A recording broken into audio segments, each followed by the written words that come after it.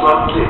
Vlak dále pokračuje ve směru Praha-Holešovice, Praha hlavní nádraží Nikolí, Pardubice hlavní nádraží, Brno hlavní nádraží, Břeclav, Úty a Bratislava hlavná stanice a pravidelný odjezd 16 hodin 13 minut.